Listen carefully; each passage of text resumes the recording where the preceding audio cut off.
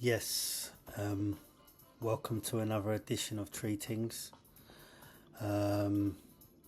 Just wanted to start off and say what I'm going to cover today is I'm just going to speak on quickly the BBC and what's going on down there. Next, I'm going to speak on the situation with the Afghan immigrants that nobody knew about. There was a gag order on, and thousands of unverified people have now landed in a town near you, on a Deliveroo bike, potentially, riding right past you, yeah? Next, we've got, what I'm going to speak about is just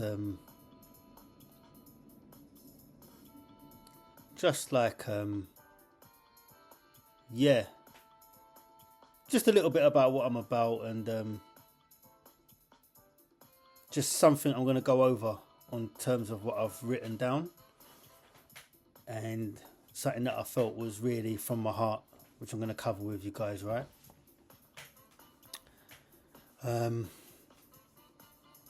So first off, down at the BBC, right? The John T. Rhodes situation.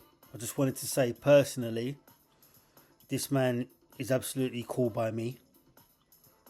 I've not watched the show that often, but I watched it enough to have an affinity and know he's a lovely man. When you've had a few, you're sitting in a pub or whatever, the things a human being can say under those conditions,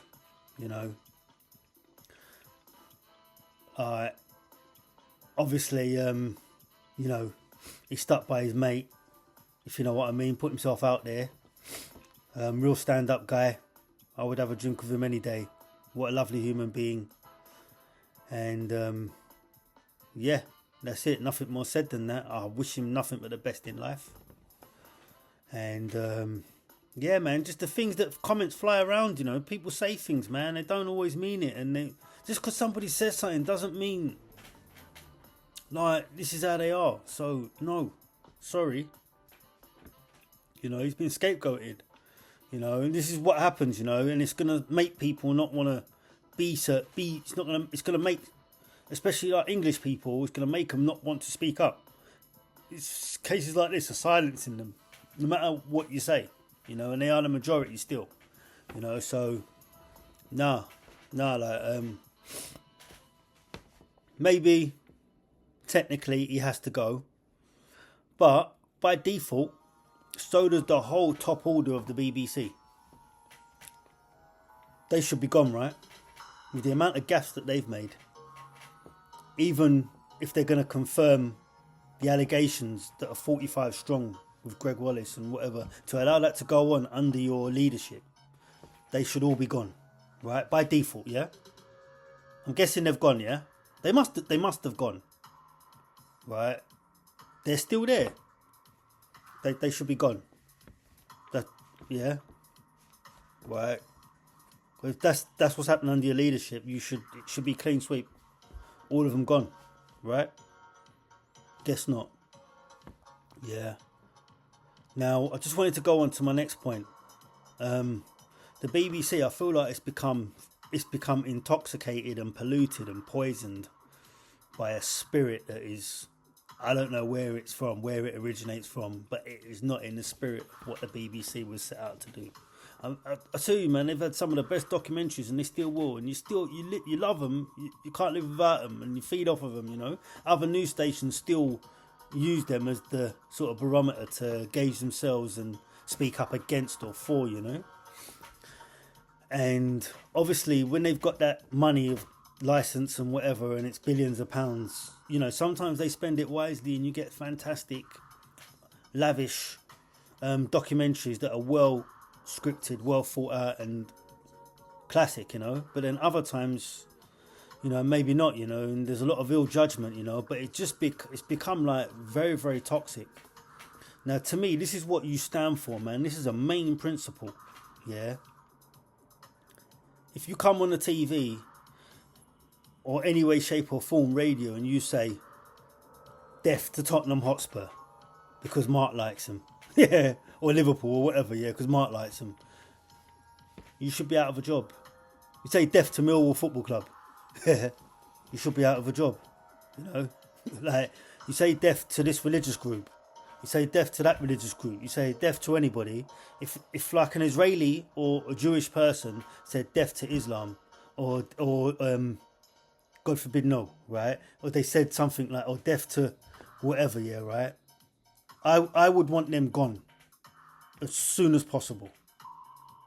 Like I would want them gone. Do you understand that? Like, as a state broadcaster, like if anybody actions like sort of incites the people and just straight goes like for violence against another set of people, or says there's certain phrases and words that you say, if you say these things, you should just be gone. Yeah, whether they stick with you or not, and to allow this to go on and build and build and build, like they've lost their way. They're completely misguided, and they probably need a clean sweep of their management gone, for good or bad.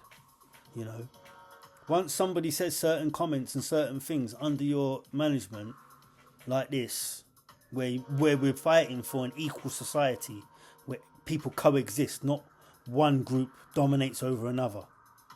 You know, like it cannot happen, and for that reason, I'm guessing the whole of the BBC, the top order of the BBC, the bosses, who's considered, I'm hoping they've gone, right? Because by default, they should be gone. Okay. So like, yeah, anybody that chants like for, yeah, or killing of like any religious group, yeah, like they should be gone. It's as simple as that, you know. Like, and trust me, man, if I was just a political godfather and a Jewish person went and said anything against Islam, like to that level on my TV station in England, he would be gone and he would be cancelled 100%, quicker than anything you know. You know, right? So that being said, man, I feel like the BBC has lost its way, and yeah, just the management, man. The management, like someone has to hold responsibility in a football match. The managers always are culpable, and they go, you know. So same with this, like if they're going on 45 allegations, which is quite historical, yeah, then you surely have to follow suit, right? So that's that done.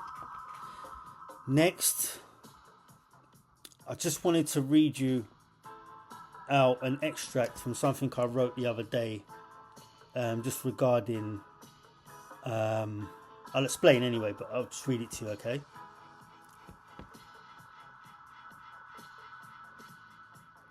This video discusses the social transfusion process that was chosen by those that loved the image but no responsiveness for the soul, and envisaged a vehicle through which they could deal an atom-splitting revolutionary blow to the society establishment whose two-pert bosoms they suckle and indiscriminately nurtures them.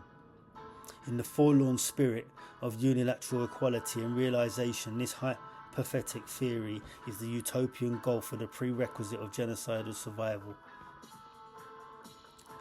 I was going to add a little bit more onto this paragraph that I wrote, because, like, you know, like sometimes I write things and I'm like, I shouldn't really say, but sometimes I'm writing them for like you guys to laugh, or maybe they're not even me, they're not even what my thoughts are, it's just a generic sort of phrase to put out there, or sentence, right? But what I mean by this is that like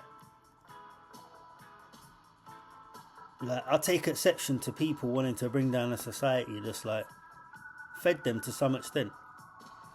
Yeah, now what I mean by that is, yeah, my family come here in 1955, yeah. Now, what I'm proud to say is my granddad was working Ford's, Dagenham, whatever else it was, factories, whatever, from the day he came to England in the Windrush generation, right? In 55, yeah? After the Second World War. Yeah, my grandmother was working too. Yeah, my mum was working since the age of 17 when she had me, 17 stroke 18. I never had 3 dinners. So technically, Mr. Rashford, right? I've never had I'm not a 3 dinners. I am not. I grew up on a council estate, but I'm not. I'm a benefit boy. Yeah, but my family's not. And I'm proud to say that. So we're purely like working class. My family, my background, where I come from in this country, you know. But that being said, most people, just due to their cultural background, with the wife staying at home, that come from immigrant families, yeah, and the man going out to work traditionally, means, well, it doesn't mean that, but if he wasn't earning enough, it means they would potentially benefit families. And there were a lot of them, yeah, right? Now, imagine if, like, we came to England, and England said, right, the benefit systems for those that are born in England, or you've got to work towards it. Let's just say England said, right, you get your free dentistry, but you've got to pay £100 a quarter. I'm going to speak in our terms, in monetary terms, right? Not shillings and whatever, right? If it was around there, I think it was just phased out, yeah? Let's just say they said, right, schooling, you still get your benefits, but schooling is, I don't know, £400 a term, making £1,200 a year. Or let's call it £2,000 a year for your kid to be educated. All the other trappings that go in, medical, whatever, you do still get your benefits, but this comes out of your benefits, and it's accumulated so that you still can survive, yeah? Right? Let's just say they did a scheme like that where they made you pay for these things that you get for free, which you don't get in your own country, right? How many kids would you have had? Like, you know, like people say, oh, thank God, and all this, oh, God gave me my baby, blah, blah, blah, blah, blah, blah, and all that. Imagine, yeah, if you had to struggle, like, you had to struggle and pay for every single kid every step of the way. That 5 or 10 kids that you've had, or whatever it is, the 3 kids that you've had, you may have only had 1 or 2. If they were very stern with saying, listen, we're not giving any more. And we're making, and imagine you had to pay £2,000 a term for 1 kid, but then for 3 kids you had to pay £6,000, and it was definitely being extracted from your benefits. How many kids would you have had then? So yes, you can thank God and all the rest of it, and not thank the English system or the British system, social security system. Yeah, but the fact of the matter is, they've laid on a platform for you to have as many kids as you so wish, and you will have a home, and you will be able to pay for those kids, and within reason. Come on, man, I've seen kids. I saw a kid one time. The kids' trainers were everything more than what I had on. Yeah, so you can have as many kids as you want, and Britain is paying you for children. And I'm thinking, is there not somebody that's like humble, like that says anything like this? Do you know what? I come to this country, I'm sick, I work hard. I work maybe like 3 months of the year, 1 month of the year.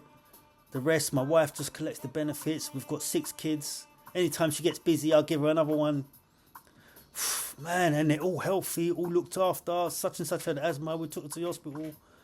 My God, man, I've got to be honest, man. I wouldn't have been able to have 6 kids this comfortable in a warm flat, warm home, and be able to protest on the weekend about whatever pisses me off. I don't think I'd be able to, like, have done that, you know, and I'm thankful for that alone, man, because that allowed me to give life, man. I'll give life to 6 children, you know. Now, in my country, man, if I had to be honest with you, infant mortality rate, wars, this and that, my God, those 6 kids, man, would I take a chance of them all surviving in my own country where I've come from? I wouldn't want to know, and I wouldn't want to try. Is there anyone that's not got that basic level of, like, thank you? Do you know what I mean? Is there no one that's got that level of thank you? So when I read that paragraph to you, and I was saying people want to deal want me to deal a revolutionary blow to the society, like I don't know what the next society is going to look like, but B, like, the gratitude, man. Like, there's a lot to be grateful for, man. Do you know what I mean? A lot to be grateful for about what you don't know, compared to all these other tough places, man. Do you know what I mean? There's a lot to be on the basic side of things to be grateful for, you know? So, no way. Like, I take exception to somebody trying to bring down a society or bring down the West when they don't even know what to replace it with. And, like, they've brought them up at the end of the day. Fact of the matter is, man, if they charged you for everything when you came here, you're saying God did this, you know, there was no, like, if the British system wasn't so generous, yeah, with a taxpayer funded system, benevolent trust fund that is ever replenishing, just feeding you, like, you know, you wouldn't have had those kids, man, foreseeably. You wouldn't have had as many children. You wouldn't be, unless you're making money, you're a business, you're an entrepreneur, and you can do as much as you want, you know. So that being said, man, it's not nice to be coming from another culture that England's probably got the better of 100 or 50, 200 years ago, but now they're actually looking after you better than what you may have looked after in your country, you know. You know, it's not nice. It's kind of like humiliating. I get it. But at the same time, man, those 6 lovely kids that you got, if England weren't paying you to have those kids, man, because that's what they're doing. Come on, man, let's cut through the mustard. Yeah, right, they're paying people to have kids. This is another video, by the way, man. I don't want to give up too much. But I think England, if you either pay people to have kids, yeah, or you stop the immigration, one or the other.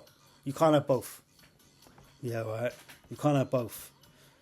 You know what I mean? I've never seen, it's never been in human evolution that, you know, you pay for people to have kids.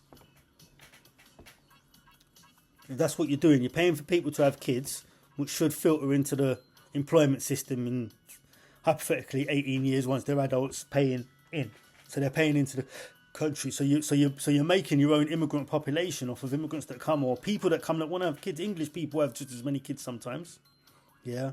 But you can't have both. You either have the immigration, the skilled immigration, or you have the you let a man have his wife as many times as he wants without contraception and any care in the world. You know, which each to his own.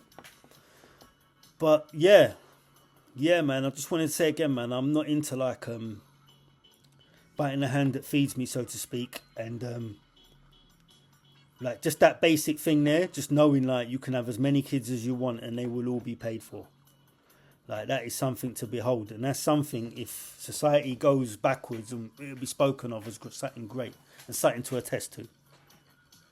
You know, even America thinks the UK is crazy for like paying for your medication and all the rest of it. You know they think it's crazy. You should be paying insurance, right? But they're paying for it, you know.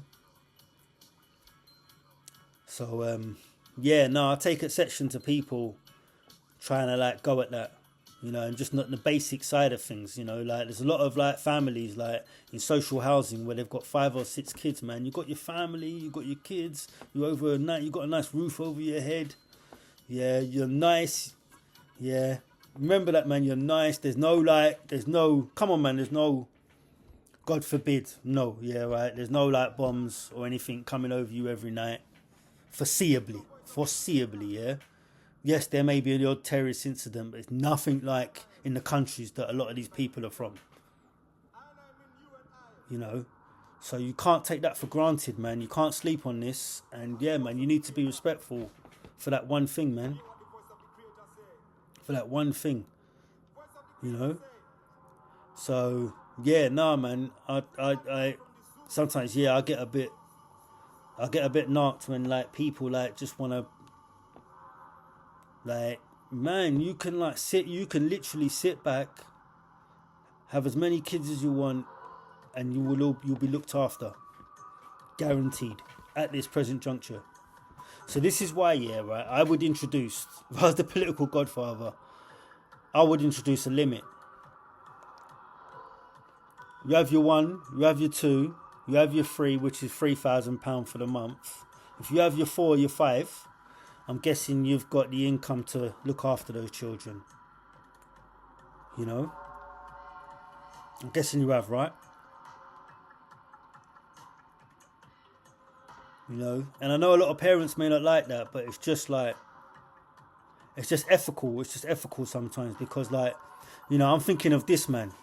I'm thinking of a man like John Smith or whatever. He's like, crikey, do you know what, yeah? He's doing all these sums. He's like, my God, man, I'm making this amount, 40 grand a year. My wife wants another kid. He's scratching his head. She wants to go 3 holidays or whatever. Am I going to send her down King's Cross? Do you know what I mean? He's deliberating. Do you know what I mean? Right, how am I going to do this, you know? He's like playing fair. Do you know what I mean? And then he comes out of his house one day and he just sees someone across the road just literally flagrantly having as many different kids as he possibly can and not playing by the systematic rules, living somewhere else, going back to his missus, not even there for the kids, whatever. Do you know what I mean? It flies in the face of a lot of good people, man. A lot of good people, you know. And people say it as a joke, man, but do you know what I mean? The people that are paying into the country, man, they're being shortchanged at the moment, man. And just like an ethical thing, like it's nothing to do. You're not harming me, nothing. But I just feel like these people need a little bit, lot more respect than some people that are just like having their way with. Do you know what I mean? So that being said, man, yeah, man, I don't care. Like some people are gonna think, who do you think you are, or whatever. But yeah, man, you need to be thankful, man. I'm thankful for what I got. I'm thankful to be here. You know, in other country, I could be a slave right now, for all I know. You know, in certain parts of the world. Definitely, especially for my skin colour. And yeah, I'm thankful for that. And I think other people should be, man. When they're honest and they lay down at night and whatever. Do you know what I mean? You can protest. You've got time to protest as well.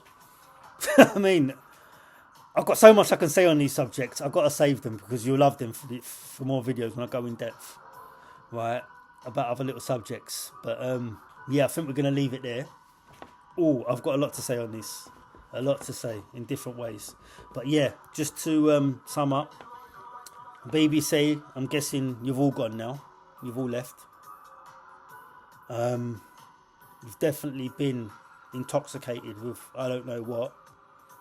Bit like in the movies where like the vampire touches your arm or whatever and everybody's just got this invisible flu and like, do you know what I mean? Anybody that exacts a level of like evil or says something like, you know, just like to kill someone or take out another race of people or whatever and it's not in a movie format or some sort of whatever, they should be gone, man. Simple. Cancelled, gone, like, or whatever. Not actually, I don't believe in cancelling, but just gone, you know. Moved on, you know. And the management too, in this case, because to not see that someone needs to leave or go when they say certain things, you are the problem as well, you know. And next, obviously, you're more than welcome, John to Road. Anytime, if I get anywhere in this world, you're more than welcome with me. Any given time for a drink. No problem, sir. You're a great man. And that's it. We'll leave it at that. And just next, yeah, man. I'm grateful. Some people just for the basics, man. It's tough and as hard as you ask right now. When you come to this country, you know, you had a start and you were potentially on benefits and the country allowed you to get your strength, build yourself up, or just stay on benefits the whole way through. Never ever work. Never ever contribute whatsoever.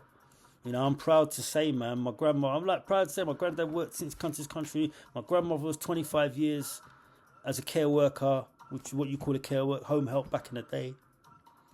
You know, my mum's been working since she's 17. You know, I'm the only toe rag, I'm the only scumbag out of my lineage, you know, or whatever, my mum's side, you know, that I grew up with. So, yeah, I'm still grateful. But there's been other people that say my granddad came to this country, whatever, 60s, 70s, and he ain't worked. My grand never worked. My mum never worked. But I'm working. So you would have had a start. You'd have been supplemented and supported by the UK government for all those years. You know, you should just have that little bit of like thank you and a little bit of like, yeah, let me respect these people, man. Let me try and liaise with them. Let me ask them how I could like improve myself. Is there anything about my culture that they don't like? You know what? Let's let them have an open forum and have a little laugh or a little criticise or whatever, man. Do you know what I mean? Love. Anyway, I hope this message reaches you well. Deliver this message straight to your heart because it's from mine. Bless one. All right, take care, love.